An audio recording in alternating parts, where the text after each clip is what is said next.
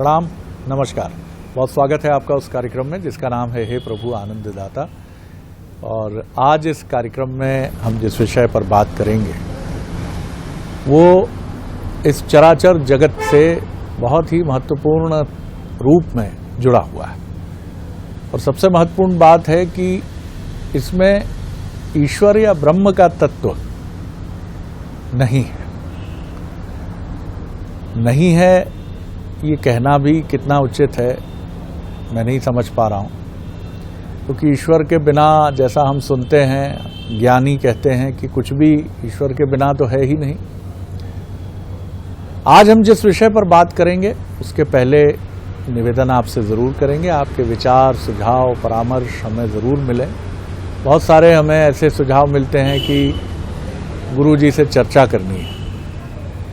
तो कई जगह हमारी भी चुनौती रहती है कि अगर आपका कोई स्पेसिफिक प्रश्न हो तो वो हम उनके सामने रख सकते हैं, लेकिन कुछ अनुरोध इस तरह के रहते हैं कि फ़ोन पर चर्चा करा दीजिए।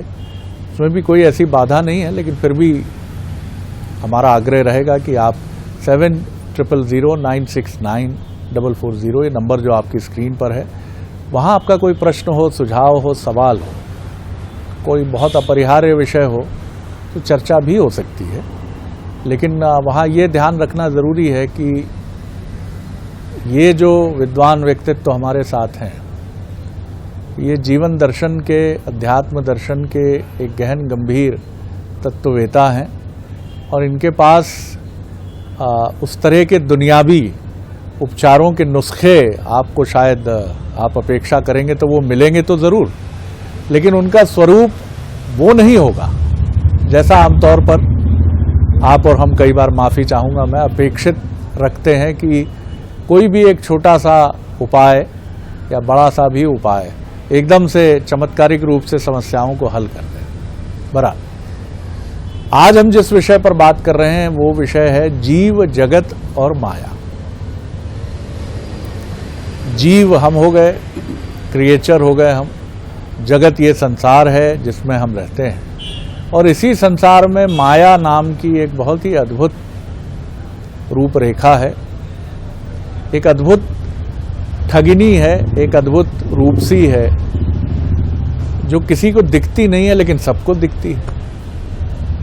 हम सब कहते हैं कि मैं तो नहीं जानता, माया के पीछे तो मैं पागल नहीं हूँ, लेकिन हम में से अधिकांश लोगों के जीवन की सांझ भले ही हम न कहें, लेकिन हमारा मन कहता है कि न माया मिली न राम। क्योंकि माया के पीछे भागेंगे तो राम से दूर हो जाएंगे, और राम के पीछे भागने का स्वांग करते हुए मन में माया को रखते हैं। तो जीव, जगत और माया, इन तीनों का संबंध कैसा है? क्योंकि इसमें कहीं ब्रह्म नहीं है, इसमें कहीं उस तत्व की बात ही नहीं, क्योंकि हम तो जीव में, पहले जीव के तौर पर जो चुनौतियां हैं उनमें उलझे हैं। जैसे ही समझदारी आई तो जगत की जो चुनौतियां हैं, रोजगार, ब्याह, बच्चों की देखभाल, सामाजिक प्रतिष्ठा, घर को व्यवस्थित रखना, इसमें जुट जाते हैं। और तीसरी सबसे महत्वपूर्ण चीज़ है माया। माया महाठगिनी मैं जानी, ये सुनते तो हम बहुत हैं, लेकिन कैसी ठगनी, कैसी माया। ऐसा लगता है कि कई जगह तो माया ही ईश्वर है और उसके पीछे हम इतना भागते हैं, ये अंतर ही करना भूल जाते हैं कि माया है या राम है ये। और यही वजह है कि जीवन की सांझ में बहुत सारा कष्ट और संकट अधिकांश मनुष्यों के साथ चलता है। आज इसी पर बात करेंगे। हमारे विद्वान वक्ता प्रोफेसर डॉक्टर सुरेंद्र बिहारी गोस्वामी जी, जो भगवत गीता के अध्येता, मानस मर्मज्ञ, तत्ववेत्ता हैं, उनसे चर्चा करेंगे। प्रणाम कर रहा हूँ डॉक्टर साहब, विषय आपके सामने है। सबसे पहले तो आपको विशेष आशीर्वाद कि आपने इस विषय के व्यवहारिक पहलू को बहुत अच्छे समन्वित ढंग से रखा है। जी, आप इस त्रिगुणात्मक तत्व को जी ऐसा क्रमशः आपने सामने रखा कि मेरे सामने भी बड़ी सुंदरतम तस्वीर जी। लेकिन ये विषय इतना गूढ़ है और जितना गूढ़ है उतना सहज है, लेकिन हम इसकी सहजता में ना जाकर इसके उलझनों में पड़ जाते हैं। जैसे सबसे बड़ी उलझन है कि हमने इसके 3 नाम रखे हैं। एक नाम रख लिया है जीव, एक नाम रख लिया है जगत, जगत, और एक नाम का उपयोग करते हैं माया। है एक ही, अब आप देखिए, अध्यात्म कहता है ये तीनों तत्व एक हैं। ओहो, तीनों ही तत्व एक स्वरूप में, एक स्वरूप में। जो जीव है उसका ही जगत है। जो जीव है उसी का जगत है। दुनिया आपकी होती है। जब आप नहीं रहते तो दुनिया नहीं रहती। तो जीव अपनी दुनिया बनाता है किससे? माया से। जीव अपनी जगत बनाता है किससे? माया से। जैसे एक मकड़ी जाल बुनती है, तो मकड़ी ने बुना है ना जाल। और मकड़ी ने जाल क्यों बुनाए हैं? वो एक जगत सृष्टि का निर्माण किया है। उस जगत सृष्टि में क्या होगा? आसक्ति भरी होगी, जिससे वो जगत का संचालन करेगी। उस जाल को देखकर ही रहती है कि कब कोई फंसे और मैं इसके साथ, इस उलझन के साथ जो है अपनी व्यवस्था को स्थापित करूं। तो तत्व एक है। यहां इन सारे तत्वों में एक प्रश्न बड़ा सुंदर उठता है कि इधर तो हम कहते हैं कि आत्मा परमात्मा का स्वरूप है। परमात्मा का जो अंश है, जब परमात्मा ने संकल्प लिया कि मैं एक से अनेक हो जाऊंगा, तो उसने अपने संकल्प में अनंत आत्माओं का निर्माण किया है। ध्यान रखिएगा, हमारे उपनिषद में बहुत अच्छी बात कही गई कि परमात्मा ने सबसे पहले 4 प्रकार की सृष्टि बनाने का तय किया। एक उन्होंने आम्भ बनाया, जिसमें महर लोक, जनलोक, तपलोक और सत्यलोक बना दिया। वो लोक जो ध्रुलोक पर हैं, अनंत आकाश पर हैं, जहाँ जीवन दर्शन उस स्वरूप के नहीं है जी, जहाँ मनुष्य जीव की श्रेणी में नहीं है, वो तत्व बना दिया, उनके देव बना दिए। फिर उन्होंने क्या किया? मारीच बना दिया। वो ज्योतिर्मय जगत बना दिया, जिससे आप मृग मारीचिका कहते हैं उन शब्दों का लेकर के, जिसमें स्वर्ग बना दिया, सूर्य बना दिए, चंद्र बना दिया, तारा बना दिए, सारी चीजों को बना दिया। फिर क्या बना दिया? फिर मर बनाया। मर ये भू बना दिया, सामने धरती बना दी, इस धरातल को प्रकट कर दिया, मृत्युलोक का निर्माण कर दिया। फिर क्या किया? अपा जल बना दिया, धरती के नीचे भी दुनिया की सृष्टि का निर्माण कर दिया। उन सृष्टि का निर्माण करते समय मर में उसने अपने अनंत स्वरूप को भेजा, एक से अनेकों नेक हो गए, आत्मा को भेजा। तो यहां विचारणीय प्रश्न यह है कि आत्मा जीव कैसे बन गया? ये 2 समानार्थी शब्द नहीं है, ध्यान रखिएगा। बहुत सारे लोग जीव बोलने के अर्थ में आत्मा को भी ले लेते हैं। आत्मा है, लेकिन आत्मा जीव कैसे हो गई? क्योंकि यदि वो जीव हो गई तो फिर जंतु भी उससे जुड़ गया ना, जीव जंतु की तरह हो गया। और हम कुकर सुकर तो है नहीं, हम मनुष्य हैं। हम सुंदरतम देह रूपी रथ पर सवार हैं, आत्मा। तो जब हम इधर कहते हैं कि आत्मा जो है शरीर रूपी रथ पर सवार है, तो ये जीव कहां से आ गया? आप ध्यान रखिएगा, आत्मा। अब इसकी एक बड़ी सुंदर बात ध्यान रखिए, आत्मा और परमात्मा को यदि आपने अच्छे से समझ लिया तो जीव भी स्पष्ट हो गया, जगत भी स्पष्ट हो गया और माया भी स्पष्ट हो गई। सबसे पहले आप समझ लें कि हमारा वो एक भजन की पंक्ति ना, थे मारो कौन लागे। कौन है भाई? क्या रिलेशन है? व्हाट इज रिलेशन बिटवीन आत्मा एंड परमात्मा? ये आत्मा और परमात्मा का भेद क्या है? तो बहुत सुंदर बात यजुर्वेद में कही है इसके लिए, जिसको मेरे ख्याल से मुंडक उपनिषद में भी ये बड़ी सुंदर बात कही गई। मुंडक उपनिषद में वो कहते हैं, द्वा सुपर्णा सायुजा सखाया समानम वृक्षम परिसस्व जाते। द्वा सुपर्णा, 2 सुंदर पंखों वाले पक्षी, सायुजा एक साथ रहने वाले, सखाया मित्र हैं, मित्र। भेद नहीं है दोनों में, क्योंकि दोनों एक से हैं। दोनों में ये समझ में नहीं आता कि दर्पण के सामने खड़े होते हैं तो ये कौन है कि ये कौन है। सायुजा एक साथ रहते हैं, समानम। और रहते कहाँ है? वृक्षम परिसस्व जाते, एक वृक्ष में रहते हैं। कौन से वृक्ष में? तो वेद कहते हैं शरीर रूपी वृक्ष में दोनों रहते हैं। शरीर, इस शरीर रूपी वृक्ष में परमात्मा भी रहता है और उसका अंशी आत्मा भी रहता है। तो बोले दोनों रहता है, तो फिर करते क्या कहते हैं? तो कहते हैं कि एक जो है पिपलम, एक जो है तयोरान्य पिपलम स्वादवती, एक जो है वहां विषय रूपी संसार के फलों का भक्षण करता है। अन्नश्च, दूसरा नहीं, अन्नन्नयो अभिचाक्षिति, दूसरा उसको देखते रहता है। अच्छा खा रहा है। अब यहां देखिए, जब वो फलों को खाने में इतना मस्त हो जाता है एक पक्षी कि अपने सहचर दूसरे पक्षी की ओर देखता भी नहीं और वो उसे देखते रहता है। ध्यान रखिएगा, ये वो वृतांत है जो मोहनजोदड़ो और हड़प्पा की खुदाई में पाषाण पर अंकित मिला है। एक वृक्ष में 2 पक्षी बैठे हुए मिले हैं, एक फल खा रहा है और दूसरा उसे देख रहा है। मैं आपसे वो चिंतन कर रहा हूं, ये वेदी युग की बात कर रहा हूं आपसे मैं। तो अब दूसरा जो है फल खाने में निमग्न हो जाता है। तो जब वो फल में ही निमग्न हो जाता है तो जीव कहलाता है। जब हम संसार के विषयों में आसक्त हो जाते हैं तब उस स्थिति में यह आत्मा जीव कहलाने लगती है। तो यह आत्मा जीव नहीं कहलाती। इन तीनों तत्वों में आत्मा का एक ओज स्वरूप है जिसे मन कहते हैं। जीव मन का नाम है। मन ही स्वप्न देखता है, स्वप्न ही जगत कहलाता है। जगत है क्या? संसार स्वप्नम तजमोह निद्रा, आचार्य शंकर कह रहे हैं। जगत है क्या? आप नींद में हैं और नींद में एक सपना देख रहे हैं। तो जो कुछ भी सपना देख रहे हैं वो नींद में है ना। तो कौन सी नींद में? या निशा सर्वभूतानाम, मोह रात्रि आई है माया। ये मन ने ही विषया शक्ति में पड़ने से एक स्वप्न रूपी संरचना की है। उस स्वप्न की अनुभूति ही माया है।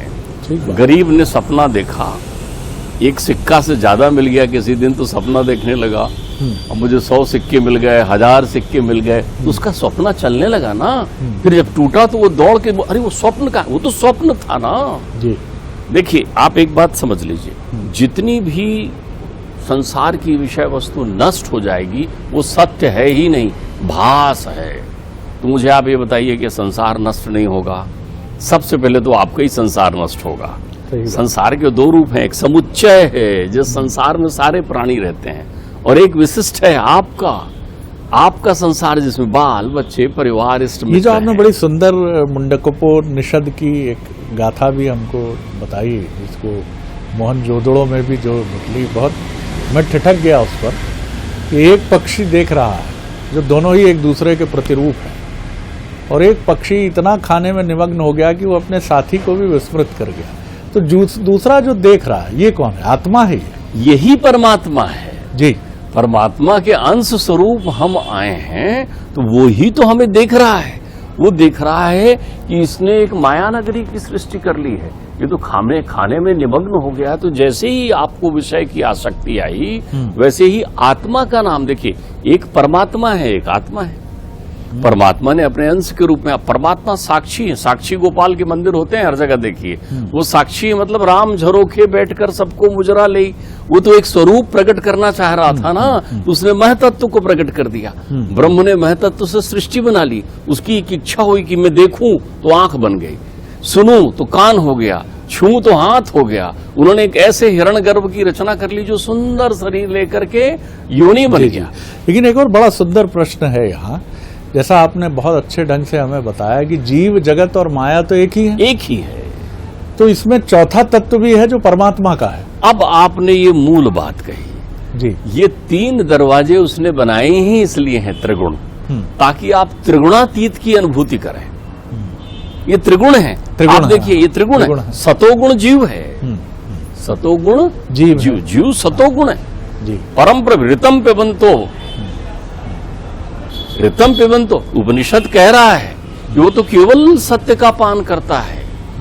सुकृतस्य लोके, एक सुंदर शरीर मिला हुआ है, गुहा में रहता है, परमापरार्धे, अंदर में रहता है, वहां अपने निवास पे। तो ध्यान रखिए, मन 3 तत्व जो है जीव के आत्मा के साथ चलते हैं। 3 तत्व हमेशा।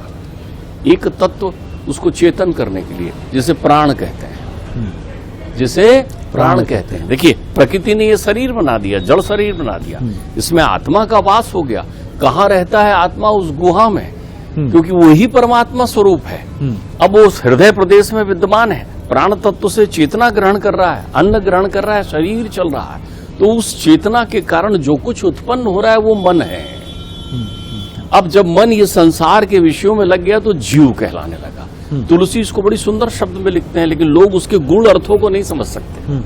यहाँ तुलसी चेता रहे हैं लोगों को, ईश्वर अंश जीव अविनाशी। तो आदमी समझता है ईश्वर का अंश ये जीव है, नहीं, ये जीव यहाँ मन की बात कर रहे हैं। मन में ही माया का प्रभाव होता है। ईश्वर अंश है ये, और ये जीव अविनाशी है, अर्थात ये आत्मा अविनाशी है, अनादि अखंड है। लेकिन क्या होता है, ते ही माया बस भय गुसाई और बंधई कीर मरकट के नाही।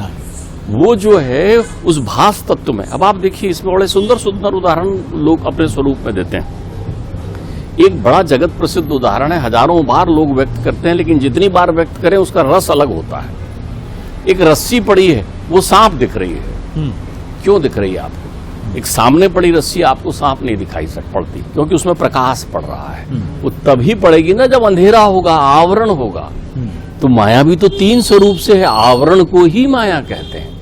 माया, महामाया और योग माया। ये महीन होते जा रहा है चादर, देखिए माया गहरा चादर, जिस माया में पड़ के आपको रस्सी तक सांप दिख रही, क्योंकि आंख के सामने पर्दा है।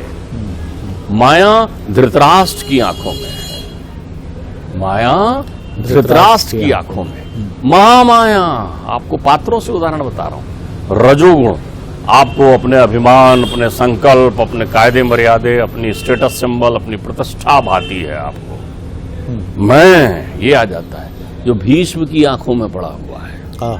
वाह। वो जानते हैं कि इसके पीछे कुछ है, लेकिन वो महामाया है। जितने भी लोग असुर होते हैं, संकल्प लेते हैं, ओ ये जीत लूं, वो जीत लूं। अरे भाई, जब आपको मालूम है ये शरीर नष्ट हो जाना है, तो इसको आप प्रकृति के विरुद्ध अजर अमर करने के लिए क्यों तुले हुए बैठे हैं? बहुत सारे लोग कभी बूढ़े ना हो तो रंग करके और अपने शरीर में नाना प्रकार के तत्वों को समाहित करके और अपने आप को ठीक किए रहते हैं। तो क्या वो वैसे हैं जैसे दिख रहे हैं? समय काल चक्र शरीर को प्रभावित कर रहा है, आप बहिरंग में खोए हैं। ये आप महामाया के प्रभाव में। योग माया झीना पर्दा होता है, बहुत झीना। बस अब आप परमात्मा को बिल्कुल देख पा रहे हैं, जिसके आवरण में उद्धव हैं, जिसके आवरण में गोपियां भी पड़ गई थी, वो योग माया। जिसके आवरण से परमात्मा भी खुश होते हैं। तभी तो वो कहते हैं, आओ माँ योग माया, मुझे अपने आश्रय में ले लो। भगवान पिता रात्रि शरदोत फुल्लमल का वीक्षरंतु मनश्चक्री योग माया उपासता। वो भी उनकी उपासना करते हैं। यही योग माया प्रकट हुई है कंस के यहाँ। इन्हीं योग माया के प्रभाव से हम उस परमात्मा की प्रत्यक्ष अनुभूति नहीं कर पाते। लेकिन वो चदरिया झीनी है, वो पर्दा झीना है। यानी अब आप विरक्ति के पथ पर चल रहे हैं और योग माया की आराधना कर लोगे तो वो आपको प्रज्ञावान कर देगी, वो आपके आवरण को हटा देगी। बस थोड़ा सरकाना है, क्योंकि छवि तो दिख रही है ना आपको। तो माया उपास्य होती है, उसको हम बंधनकारी स्वयं बना लेते हैं अपने अंतर चिंतन में। तो संसार में क्या होता है इन प्रक्रियाओं में कि ये जो मन है हमारा, ये मन उस ट्यूबलाइट की तरह है जो प्रकाश लेता है प्राण के द्वारा। प्राण एक जनरेटर है, एक बड़ा स्टेशन है। बड़ा स्टेशन। प्राण कहां से शक्ति ले रहा है? आत्मा से। जी। आत्मा ने प्राण को शक्ति दी, प्राण ने वितरित जहां कर रहा है, जिसके माध्यम से इंद्रियां प्रकाशित होगी, वो मन है। वो मन है। तो मन जो है रंग बिरंगी लाइट पर आकर्षित होने लगता है। अब यहां इतनी सी विशेषता है, ध्यान रखिएगा आपको, कि अगर वो पिपलम करते हुए, खाते हुए और संसार के विषयों में रहते हुए केवल कनखियों से वैसे ही देख ले जैसे वो उनको देख रहा है, तो वो जीव नहीं बन पाएगा। इस पर उपनिषद कहती है स्वयं। यही तथ्य जो है मुंडकोपनिषद में इसकी बड़ी सुंदर बात कही है। मुंडकोपनिषद इसके लिए कहते हैं कि भिद्यन्ति हृदयाम ग्रंथि छिद्यन्ति सर्व संशया। तीनों तत्व बता रहे हैं यहाँ। वो जीव को भी आत्मा बनाने की कला बता रहे हैं, जगत को भी जो है विरक्ति के भाव में भोगने की बात बता रहे हैं, और माया से भी निजात पाने की बात बता रहे हैं, मुक्त होने की। वो क्या कहते हैं? भिद्यन्त हृदयाम ग्रंथि। हृदय में अविद्या की गांठें आ गई है, माया ने हृदय को झमेल लिया, मकड़ जाल बना दिया है। तो जैसे ही आप भिद्यंत करते हैं, उसको समझ जाते हैं, अहम सर्वेषु भूतेषु, मैं ही वो अनादि अखंड छेद अभेद हूं, मैं उससे भेद नहीं हूं। जैसे भिद्यन्त हृदयाम ग्रंथि छिद्यन्त सर्व संशया, ये संशय ही माया है। बहुत सुंदर बात है। छिद्यन्त सर्व संशया, इसको छेद दिया आपने, फिर क्या होगा? क्षीयन्त चास्य कर्माणि। आप कर्म फल लेकर जा रहे हैं ना, बटोर रहे हैं उनको जिनको नहीं ले जाना है, और छोड़ रहे हैं उनको जिनको छोड़ जाना है। तो क्षीयन्त चास्य कर्माणि, सारे कर्मों का जो कर्माशय ने फल यही खत्म हो जाएगा। फिर क्या होगा?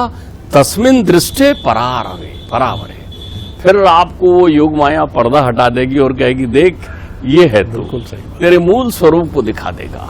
तो एक मन 3 गुणों के आधार से त्रिगुण में फंस करके जीव बन जाता है, क्योंकि वो आत्मा तो कुछ करती नहीं ना, करता है, न बोलती है न करती, वो तो देख रही है। बहुत सुंदर बात आपने कही, और ये ऐसा विषय है जिसका कोई और छोर नहीं है, समुद्र मंथन की तरह। हर बार एक सिरा हमें ऐसा मिल जाएगा कि हम उसकी व्याख्या कर लेंगे, लेकिन इसको जितना मैं समझ पाया, एक ही स्वरूप है तीनों के, एक ही रूप है, जीव, जगत और माया। और सबसे महत्वपूर्ण इसमें जो सूत्र मिलता है वो ये मिलता है कि सब कुछ करते हुए भी उसको देखने की एक दृष्टि का भाव क्या हम अपने भीतर रखते हैं, वो बहुत कठिन होता है। हम में से अधिकांश लोग जीवन में अपने अनुभवों से, जीव जगत और माया के अनुभवों से, जबकि तीनों एक है। कभी हम बीमार होते हैं तो उसी भोजन से हमारा रिश्ता टूट जाता है, भूख ही नहीं लग रही, जिस पर हम कभी टूट पड़ते थे। और फिर डॉक्टर के पास जाकर सबसे पहला प्रश्न गहरी पीड़ा से ये होता है, भूख ही नहीं लगती। सब्जी की छौंक आती है तो वमन की प्रवृत्ति होती है, वोमिटिंग का मन करता है, वोमिटिंग सेंसेशन होता है। लेकिन यहां भी हम उसको नहीं देखते। जब हमें खूब भूख लग रही है तो सिर्फ ध्यान भूख पर है, इस पर नहीं है कि कौन है जिसने इस अद्भुत संरचना की सृष्टि की है। ये जो टुकड़ा भोजन का गया है निवाला मुंह में, इसका अद्भुत स्वाद लाने वाला कौन है? वही दूसरा पक्षी जो बैठकर देख रहा है कि रबड़ी और जलेबी शादी विवाह समारोह में खा तो रहे हो, लेकिन कभी ठिठकते हो? ठिठकते तभी हो जब बीमार होते हो, तब जाके डॉक्टर को ईश्वर मानकर गिड़गिड़ाते हो कि भूख ही नहीं लगती है। यही सबसे महत्वपूर्ण सूत्र इस पूरे सार का है कि इस तीनों प्रक्रियाओं में एक भ्रम की प्रक्रिया है, माया, रस्सी भी सांप, हर चिंता, गाड़ी जा रही, एक्सीडेंट ना हो जाए। फिर उसके बाद महामाया, अहंकार, मैं चाहूं 150 लोगों का हेड हूं, यूं कर दूं तो ये हो जाए, वो कर दूं तो वो हो जाए। फिर महामाया है कि ज्ञान का कहीं ना कहीं एक ऐसा भाव है, अहंकार नहीं है लेकिन ज्ञानी होने का भाव बना हुआ है, विदुर की तरह मन में बिल्कुल कहीं भाव है कि मैं जो समझ रहा हूं सब वो झीना पर्दा है। इसको भी, इन तीनों प्रक्रियाओं को भेदने का अचूक मंत्र यही है कि उसको देखते रहें जिसने इन तीनों की सृष्टि की है, यानी हमारी सृष्टि की है। बहुत आनंद आया गोस्वामी जी। अगले एपिसोड में एक और विषय लेकर उपस्थित होंगे। प्रणाम, नमस्कार।